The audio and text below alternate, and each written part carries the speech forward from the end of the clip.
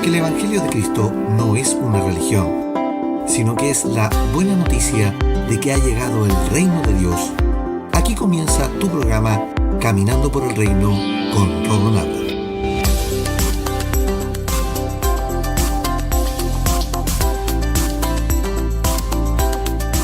Bienvenidos a Caminando por el Reino, tu programa de enseñanza de la gracia de tu casa. Anteriormente en Caminando por el Reino, esta semana estamos conversando acerca de la reconciliación, el ministerio olvidado por la iglesia. Y en el episodio anterior aprendimos lo siguiente. 1. Dios creó al hombre para tener una relación con él. Lo bendijo y le dio de todo para que la relación fuese férrea y duradera en el tiempo. Sin embargo, el pecado que el hombre cometió lo separó de la relación con el Padre. La comida que ingirió contaminó el ADN de toda la raza humana y creó una separación que no benefició en nada al ser humano hasta el día de hoy. Segundo, cuando llegó Cristo, Él resolvió la limpieza de la contaminación que introdujo Adán. La justicia de Dios se dejó ver por medio de Cristo y con ello la justificación por medio de la fe a nuestros pecados, para que ya no seamos más esclavos del pecado, sino que seamos libres en Cristo para entablar una relación con Dios nuevamente. Esto está en Romanos capítulo 3, versículo 21 al 26. Tercero, la regla del pecado es clara.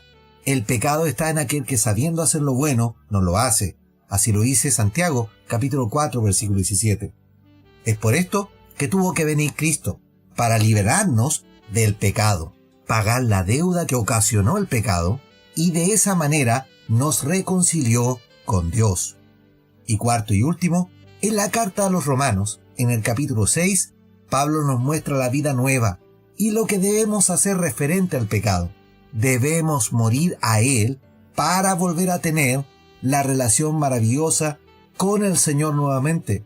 Cristo nos dio la facultad de poder decir no a las malas acciones que nos llevan a pecar. Dios nos dejó su espíritu en nuestras vidas, por lo que podemos hoy salirnos de la vida que nos lleva a la muerte y abrazar la vida que Cristo nos da en su presencia. Siempre cuando hablamos del pecado, tendemos a encontrar en la sola mención de la palabra un juicio, una condenación por los actos. Eso se debe a que la religión en más de 1700 años ha condenado al hombre con el afán de someterlo a un dogma basado en el pago de las culpas y en el temor a Dios, temor que se traduce en miedo e inmediata condenación por todo lo malo que hacemos y tenemos alrededor. La religión encontró que la severidad del trato que Dios tuvo con su pueblo Israel era la misma con todos los seres humanos, que el Evangelio es una buena noticia, pero la relación con Dios es la misma. Debe tenérsele miedo a Dios y si pecas estás condenado. Por ende, fue una predicación basada en la culpa y no basada en el perdón y en el amor de Dios. Tal es la contradicción religiosa que por un lado habla de Dios, de un Dios de amor, y por otro es quien te condena para siempre si pecas. Por ello que en vez de atraer al pecador a Dios, a tener una nueva relación, lo aleja y lo condena lapidariamente. Miremos la actitud religiosa de la época de Cristo. Leamos el relato que Cristo nos deja en el registro de Lucas del Evangelio. Lucas capítulo 18 dice: Luego Jesús contó la siguiente historia a algunos que tenían mucha confianza en su propia rectitud y despreciaban a los demás. Y dice desde el verso 10, 2 hombres fueron al templo a orar. Uno era fariseo y el otro era un despreciado cobrador de impuestos o publicano. El fariseo de pie, apartado de todo lo demás, hizo la siguiente oración: Te agradezco, Dios, que no soy un pecador como todos los demás, pues no engaño, ni peco, ni cometo adulterio.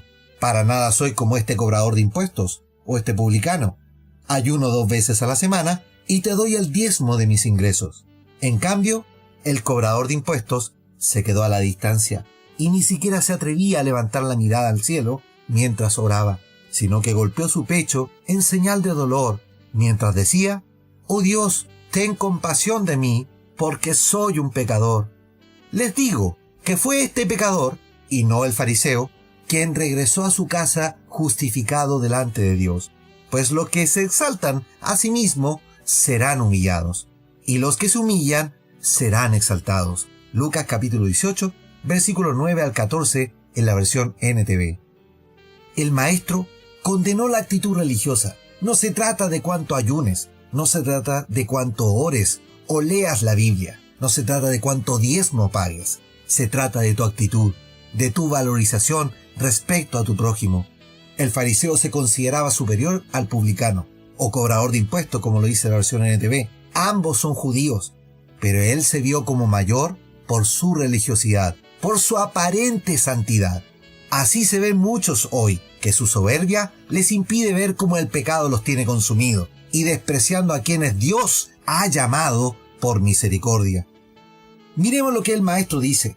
El fariseo no fue justificado primero, sino que el publicano, quien se fue a su casa limpio por la fe, por su humildad y por reconocer quién es él delante de Dios.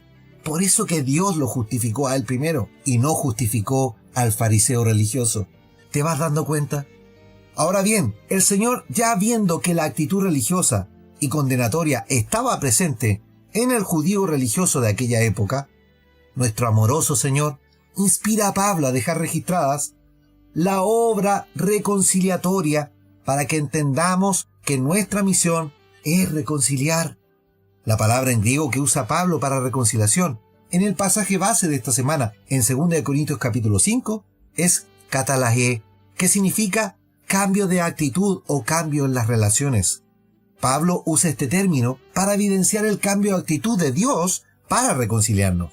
Pues el plan de Dios es reformular no solo las relaciones, sino que en este tiempo de reforma, Él quiere formar una nueva humanidad por medio de Cristo. Por ello, que nos hace participar de la naturaleza divina, al plantar en nosotros la semilla incorruptible. Pues si la semilla de Adán es corruptible, la semilla de Cristo en nosotros no lo es, no se corrompe por el pecado. Así lo deja manifiesto Pedro en su primera carta. Habiendo purificado vuestras almas por la obediencia a la verdad, mediante el Espíritu, para el amor fraternal no fingido, amaos unos a otros entrañablemente, de corazón puro, siendo renacidos, no de simiente corruptible, sino de incorruptible, por la palabra de Dios que vive y permanece para siempre. Primera de Pedro, capítulo 1, versículo 22 y 23 en la versión Reina Valera. Entonces, nuestro nacimiento en Cristo, que es cuando primero abrazamos la fe, como nos dice Juan en el capítulo 1, y luego por el bautismo, como nos dice Pablo en Romanos, nos da paso a un nacimiento con un ADN distinto al de Adán, pues la palabra simiente viene de semen, y semen es la semilla que se usa para engendrar. Fuimos engendrados por la fe, por medio de la palabra y del Espíritu Santo, con una semilla que no se corrompe al pecado. ¡Qué glorioso es esto! Pues Cristo introdujo una nueva semilla y que a medida que avanzamos en el crecimiento con Cristo, esa nueva naturaleza se hace cada vez más presente en nosotros, en todo orden de aspecto. Pedro ratifica lo que dijo en su primera carta, y en la segunda nos dice, como todas las cosas que pertenecen a la vida y a la piedad, nos han sido dadas por su poder divino, mediante el conocimiento de aquel que nos llamó por su gloria y excelencia, por medio de las cuales nos ha dado preciosas y grandísimas promesas, para que por ellas llegaseis a ser participantes de la naturaleza divina, habiendo huido de la corrupción que hay en el mundo a causa de las concupiscencias.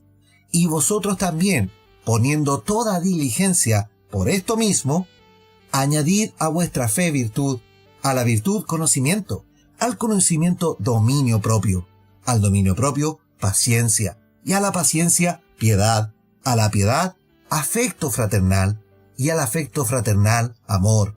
Porque si estas cosas están en vosotros y abundan, no os dejarán estar ociosos, ni sin fruto en cuanto al conocimiento de nuestro Señor Jesucristo. Primera de Pedro, capítulo 1, versículo 3 al 8, en la versión Reina Valera. Entonces, la vida nueva que tenemos en Cristo conlleva el propósito divino de reconciliar a los seres humanos con Dios. La naturaleza divina que mora en nosotros nos va a llevar, en la medida que crezcamos, a estar ocupados y no ociosos en materia de llevar a Cristo a los llamados en el Señor. Miremos ahora el cambio de actitud divino que fue profetizado que iba a ocurrir en el tiempo fijado por Dios. ¿Qué quiere decir esto? Que Dios iba a realizar la obra redentora por medio de Cristo, y así lo deja registrado Isaías en el capítulo 43, y dice: Yo soy el que borro tus rebeliones por amor de mí mismo, y no me acordaré de tus pecados. Isaías capítulo 43, versículo 23, en la versión Reina Valera. Luego Isaías nos habla del gozo de la buena noticia, de la reconciliación, al decirnos: regocíjate, oh estéril, la que no daba luz, levanta canción y da voces de júbilo, la que nunca estuvo de parto, porque más son los hijos de la desamparada que los de la casada, así ha dicho Jehová. Ensancha el sitio de tu tienda, y las cortinas de tus habitaciones sean extendidas. No seas escasa, alarga tus cuerdas, y refuerza tus estacas, porque te extenderás a la mano derecha y a la mano izquierda, y tu descendencia heredará naciones, y habitará las ciudades asoladas. No temas, pues no serás confundida, y no te avergüences, porque no serás afrentada, sino que te olvidarás de la vergüenza de tu juventud, y de la afrenta de tu viudez no tendrás más memoria. Porque tu marido es tu hacedor, Jehová de los ejércitos es su nombre, y tu Redentor, el Santo de Israel, Dios de toda la tierra, será llamado. Porque como a mujer abandonada y triste de espíritu, te llamó Jehová, y como a la esposa de la juventud que es repudiada, dijo el Dios tuyo: por un breve momento te abandoné, pero te recogeré con grandes misericordias. Isaías 54, versículo 1 al 7, en la versión Reina Valera. A causa del pecado, Dios le dice: por un breve momento me alejé, pero ahora te volveré a traer conmigo. Nos vamos a unir de nuevo. Por eso que Cristo no vino a morir a la cruz para limpiar los pecados solamente. No murió exclusivamente por ti y por mí y está todo pagado. No, Cristo vino a poner en orden el orden de Dios en la tierra nuevamente, a imponer su reino en nosotros con tiempos de gozo y a reformar y enderezar lo torcido, como ya hemos aprendido, a reconciliar, a volver a unir los nacidos con el ADN divino en una relación correcta. Así lo dice Pablo en Romanos capítulo 8, dice: después de haberlos elegido, Dios los llamó para que se acercaran a Él, y una vez que los llamó, los puso en la relación correcta con Él, y luego de ponernos en la relación correcta con Él, les dio su gloria. Romanos capítulo 8, versículo 30, en la versión NTV. La reconciliación es volver a estar en una relación correcta con Dios, ya no más en una visión de un Dios condenador, castigador y malo, sino en la expresión máxima de su amor, al poner a Cristo en nuestras vidas, su semilla incorruptible, para hacer una humanidad en base a su diseño divino y no según a la corrupción introducida por Adán. Dios se amistó con nosotros. La acción de reconciliación ocurrió en la cruz. Cristo la hizo posible. Leamos lo que nos dice Pablo en la carta a los Romanos en el capítulo 5 y dice: cuando éramos totalmente incapaces de salvarnos, Cristo vino en el momento preciso y murió por nosotros, pecadores. Ahora bien, casi nadie se ofrecía a morir por una persona honrada, aunque tal vez alguien podría estar dispuesto a dar su vida por una persona extraordinariamente buena. Pero Dios mostró el gran amor que nos tiene al enviar a Cristo a morir por nosotros cuando todavía éramos pecadores. Entonces, como se nos declaró justos a los ojos de Dios por la sangre de Cristo, con toda seguridad, Él nos salvará de la condenación de Dios. Pues, como nuestra amistad con Dios quedó restablecida por la muerte de su Hijo, cuando todavía éramos enemigos, con toda seguridad seremos salvos por la vida de su Hijo. Así que ahora podemos alegrarnos por nuestra nueva y maravillosa relación con Dios gracias a que nuestro Señor Jesucristo nos hizo amigos de Dios. Amén. Romanos capítulo 5, versículos 6 al 11 en la versión NTV. Qué maravillosa es la obra de la reconciliación de Cristo. Él nos abrió paso a una relación con Dios maravillosa y que con toda seguridad nos llevará a permanecer con Él aún después de la muerte de este cuerpo humano que habitamos. Dios estableció un tiempo glorioso para restituir lo que Adán perdió por su desobediencia, su falta de fe, su falta de compromiso y confianza a la palabra de Dios. Hoy nosotros tenemos el respaldo de un pacto glorioso firmado en Cristo y que nos asegura de manera legal que la palabra de Dios será honrada y realizada, pero en quienes adquieran la naturaleza divina y permanezcan en el amor de Dios de manera constante, y ya no con la visión pobre y religiosa de un culto dominguero, sino en la relación de amistad que nos da Dios. Cristo le dijo a sus discípulos: ya no os llamaré siervos, porque el siervo no sabe lo que hace su Señor, pero os he llamado amigos, porque todas las cosas que oí de mi Padre os las he dado a conocer. Juan capítulo 15, versículo 15, en la versión Reina Valera. ¿Eres amigo de Dios? ¿O eres solo un creyente religioso? ¿Qué necesitas para entender que entrar en la relación con Dios es entrar con una amistad con Él y que hoy es posible hacerlo? Oremos al Señor. Padre Celestial, te doy gracias por entender esta maravillosa reconciliación. Te doy gracias, Señor, por ese sacrificio, por lo que hiciste en la cruz por nosotros, Señor. En esa obra gloriosa de redención, firma de un pacto, el pago del precio del pecado, la deuda que el pecado había ocasionado. Te doy gracias por todo eso, Señor, porque eso nos permite hoy día tener una relación con Dios. Ya no está más enojado el Señor con nosotros, ya no hay más enemistad, solo falta que nosotros entendamos que debemos volvernos a ti, Padre. Da esta revelación a tus hijos. Cambia esta mirada religiosa, este pensamiento religioso que tenemos, para que tengamos una relación continua y permanente en el tiempo contigo, Señor. Cambia esta actitud que tenemos de creernos que por saber algo de la Escritura somos más que el que está al lado. Señor, permite que no seamos como estos fariseos que menospreciaban a los publicanos, sino que seamos nosotros hoy día como ese publicano y nos reconciliemos contigo en humildad de corazón. Ayuda a aquel que en esta hora no entiende esta palabra, no entiende la revelación progresiva. Ayúdalo a entender, Señor. Revela su vida para que su vida, a su vez, cambie de actitud y vuelva a entrar en el gozo de una relación gloriosa, tal y mejor todavía que la que tuvo Adán en el principio de la humanidad. Todo esto te lo ruego, Señor, en tu santo nombre, Jesucristo. Amén y amén. Amados, los invito para mañana, para seguir conversando de la reconciliación, el ministerio olvidado por la Iglesia, y a caminar por el reino. Súmate a la familia de Caminando por el Reino y comparte el mensaje por las redes sociales. Búscanos. Caminando por el Reino está en Facebook, YouTube, Instagram y Twitter. Sigue los episodios por Spotify, la red más grande musical del mundo, o bien escúchanos por la web en caminandoporelreino.podbean.com. Somos más de 7.000 hijos del reino y vamos a llegar este año a ser más de 10.000. Por eso da me gusta, comparte y etiqueta a tus amigos y hagamos crecer la familia del Señor. Que la gracia y la paz de Cristo sean en tu vida. Digno de recibir toda adoración, digno de recibir hoy esta canción, digno de entregarte mi corazón, vivo por ti.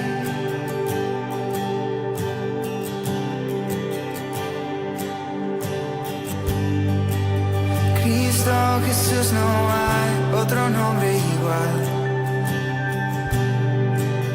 Cristo, no hay nadie más que pueda salvar. Digno de entregarte mi corazón. corazón. Vivo por ti, vivo por ti.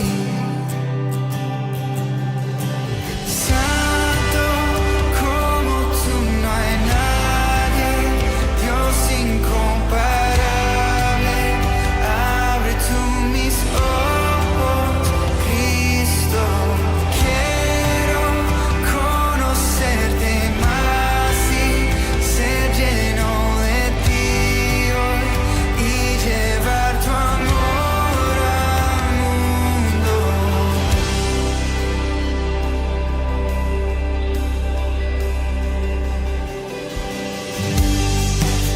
Cristo Jesús, no hay